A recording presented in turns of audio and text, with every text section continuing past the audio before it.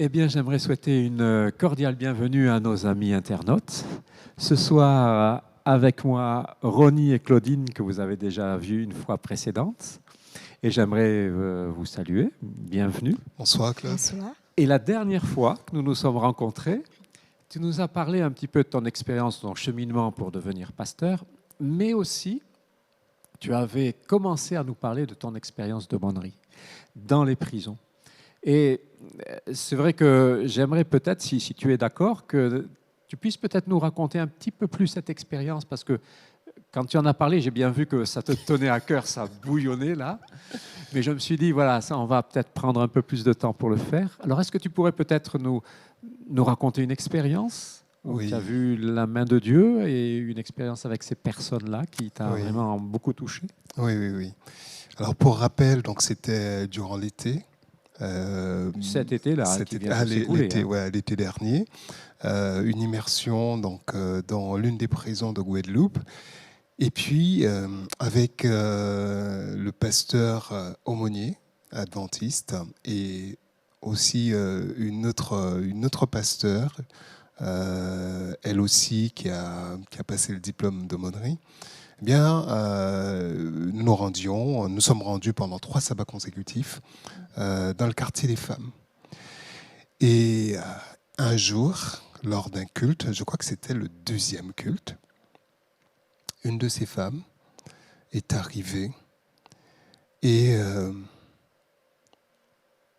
disons 5 minutes après que nous ayons commencé, elle a eu un malaise. Et elle a commencé à vomir. Et c'était tellement impressionnant, on avait l'impression d'un geyser.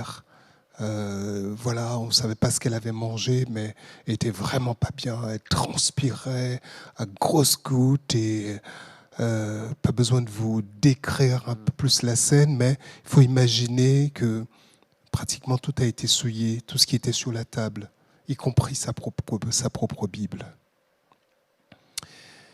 Et puis, en voyant cela, je me suis levé pour interpeller une des surveillantes en lui disant, bon voilà, il s'était passé ce qui s'était passé, et est-ce que nous pourrions avoir de quoi pour nettoyer la vomissure.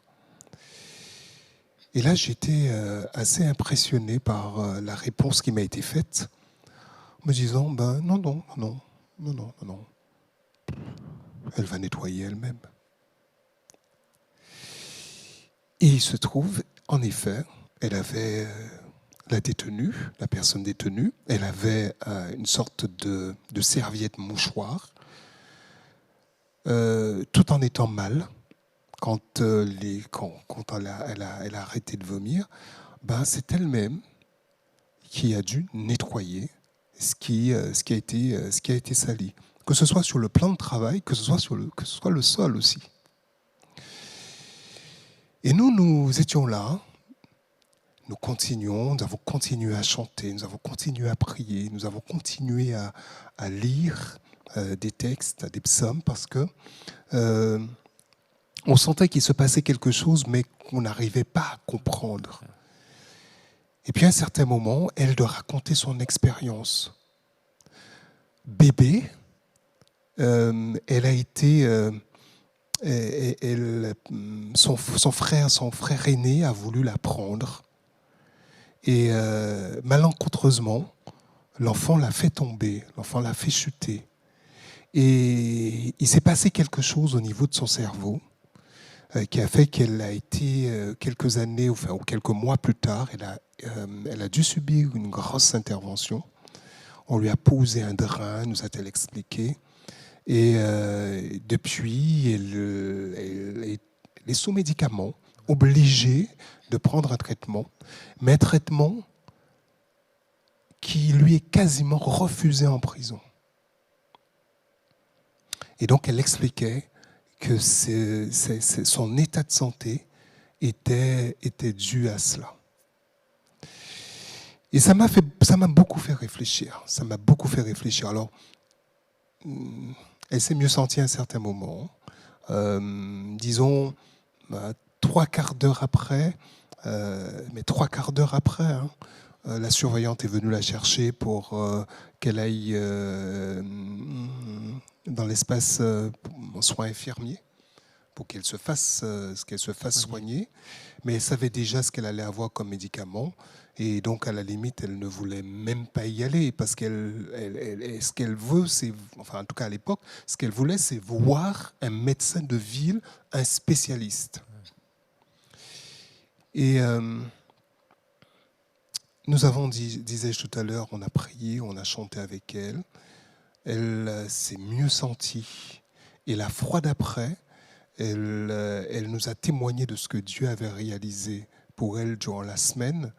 Elle se sentait vraiment guérie de cela, mais elle disait que ce n'était pas l'effet des médicaments réellement, parce que ce qu'on lui donne ne correspondait pas à sa pathologie. Mais elle se sentait libérée de quelque chose parce qu'elle avait pu nous témoigner de sa situation. Et puis, cette même personne menait un combat duquel elle a été délivrée dans le nom de Jésus. Elle était codétenue, enfin elle avait une codétenue avec qui elle avait des relations homosexuelles. Et quand elle a commencé, enfin en tout cas, quand cette personne a commencé à entendre parler de Jésus, enfin en tout cas, voir ce que Jésus voulait faire de sa vie et dans sa vie, elle a arrêté. Elle a demandé à cette personne d'arrêter. Et à partir de ce moment-là, elle a commencé à être harcelée par cette personne qui n'entendait pas stopper ses relations de cette façon. Mais pour vous dire en fait que derrière les barreaux, il se passe des choses. Il y a, on se l'imagine, mais il faut parfois le voir et le toucher peut-être du doigt. Il y a de grosses souffrances. Mais en même temps, c'est un lieu où les personnes sont vraiment à la recherche de Dieu. Il y a une soif. Et il y a une soif. Il y a une soif de quelque chose de différent. Il y a une soif de ce besoin de liberté, mais avant la liberté, j'ai envie de dire physique, mais la liberté spirituelle, la libération de certains poids, de culpabilité. Et quelque part, en tant qu'aumônier, nous sommes un peu ces passeurs-là pour aider ces personnes à passer de cet état de, voilà, où on se sent pris en otage, privé mais de toute liberté pour, même en étant derrière les barreaux, retrouver déjà une certaine liberté spirituelle. Et je voudrais, si tu me l'autorises, conclure cette petite expérience par un texte qui motive en fait mon appel.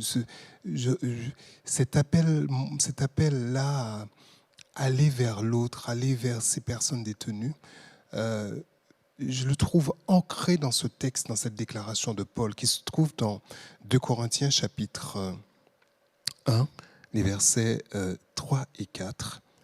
Paul dit ceci dans la version Nouvelle Français Courant. « Bénissons Dieu le Père de notre Seigneur Jésus-Christ, le Père riche en bonté, le Dieu qui accorde le réconfort en toute occasion. Il nous console dans nos détresses, afin que nous puissions réconforter ceux qui passent par toutes sortes de détresse en leur apportant la consolation que nous avons nous-mêmes reçue de lui. » Amen. C'est un très, très beau texte. Amen. Il y a vraiment ce sentiment que c'est ça qui te porte. C'est ça qui me pousse, c'est ça qui me porte. Le sens de mon appel, je le trouve dans ce verset-là. Dans ces versets-là. Merci pour ce beau témoignage.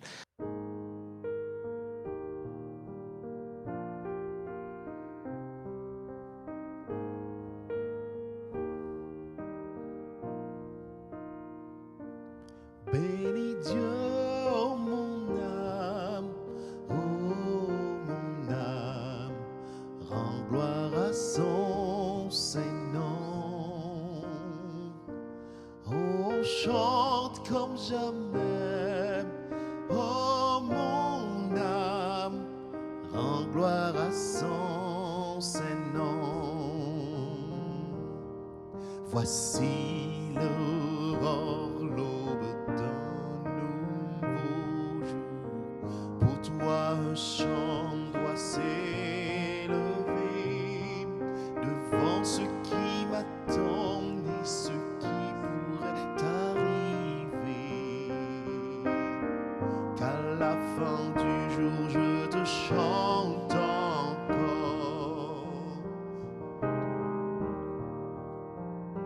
Bless the Lord, oh my soul, oh my soul, worship His holy name. Sing like never before, oh my soul, and worship Your holy name. Les chants bonté et l'on a la colère. Ton cœur est grand et ton âme est bon. Je ne cesserai de chanter tes bontés. J'ai des milliers de raisons pour louer. Bénis Dieu, oh mon âme, rends gloire à son Saint-Nom. Oh, chante comme jamais, oh mon âme, rends gloire à son Saint-Nom. Bénis Dieu, oh mon âme, rends gloire à son Saint-Nom. Oh, chante comme jamais, oh mon âme, rends gloire à son Saint-Nom. Un jour viendra, je n'aurai plus de force. Mon heure venue, la fin sonnera. Pourtant mon âme chantera tes louanges. Pendant des milliers d'années, oui, sans fin. Bénis Dieu, oh mon âme, rends gloire à son Saint-Nom. Oh, chante comme jamais, oh mon âme, rends gloire à son Saint-Nom. Bénis Dieu, oh mon âme, rends gloire à son Saint-Nom. Oh, chante comme jamais, oh mon âme, rends gloire à son Saint-Nom. Rends gloire à son Saint-Nom. Rends gloire à son Saint-Nom.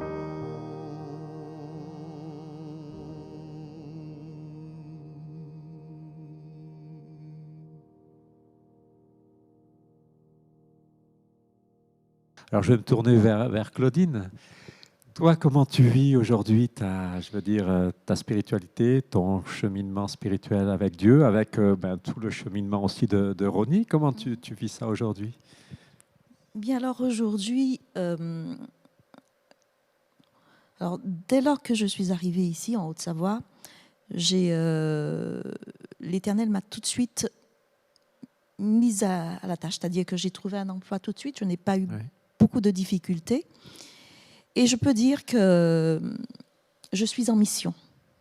D'accord. Je suis en mission.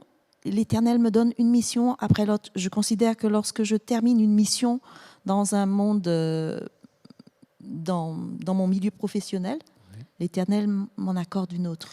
Alors, juste, tu veux préciser, tu dis une mission. Est-ce que tu peux expliquer un petit peu ce que c'est cette mission? Oui, alors j'ai commencé à travailler dans le milieu professionnel, auprès donc des personnes malades.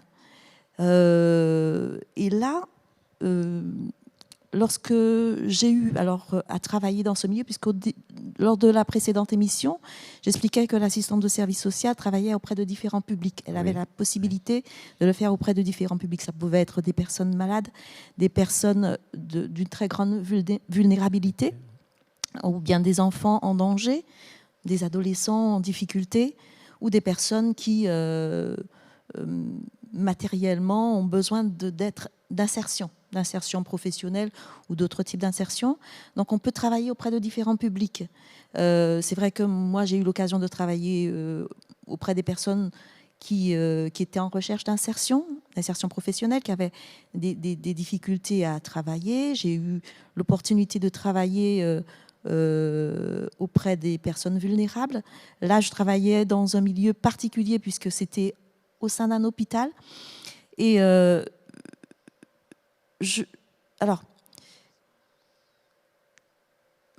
toujours lors de la précédente émission, j'expliquais que l'Éternel m'avait permis de commencer à travailler auprès des enfants pour apprendre la patience. Mais j'ai envie de dire, comme David, que Dieu écrit doigt avec des lignes courbes.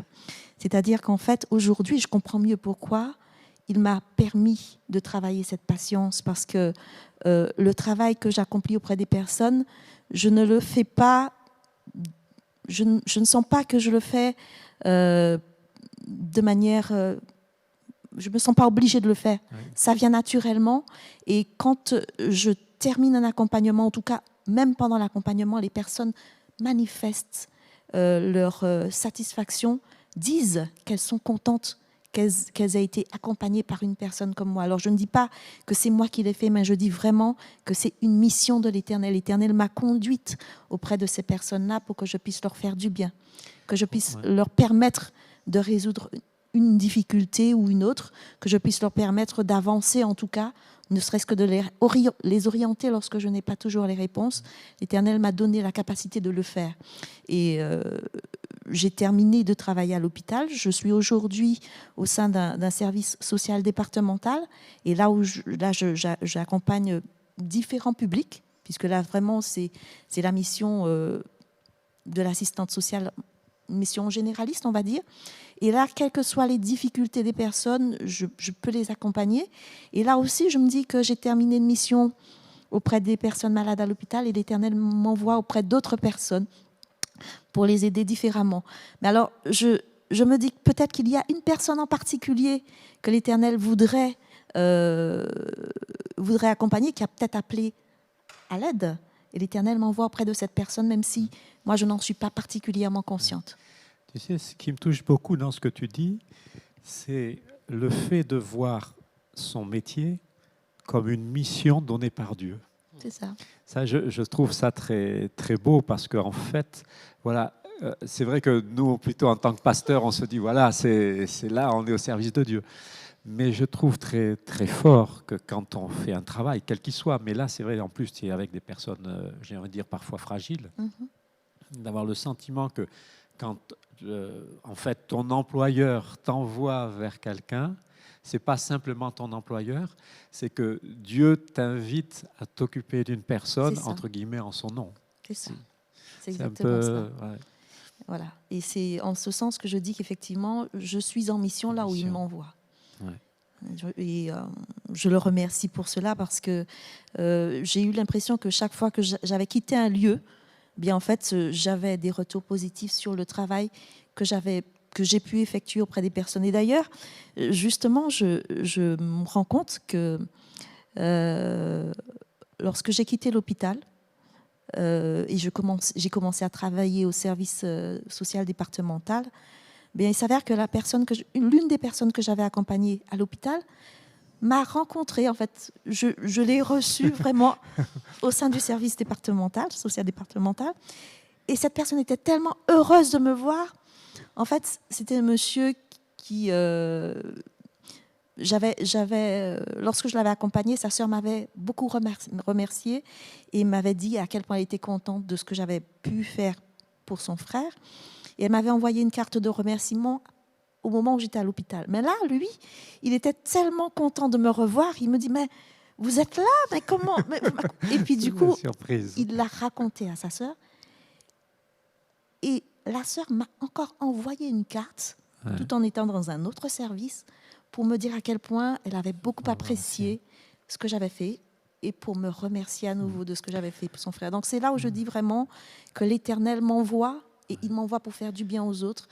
Ce n'est pas moi qui le fais, mais c'est lui qui me permet de faire du bien aux autres. Et en fait, quand tu reçois ce genre de remerciement, tu as l'impression que tu as vraiment réussi la mission que le Seigneur t'avait demandé de faire. C'est exactement cela.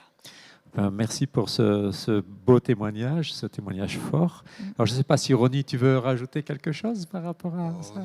Oui, simplement pour corroborer ce que Claudine disait et puis que tu as appuyé, c'est vraiment nous sommes en mission.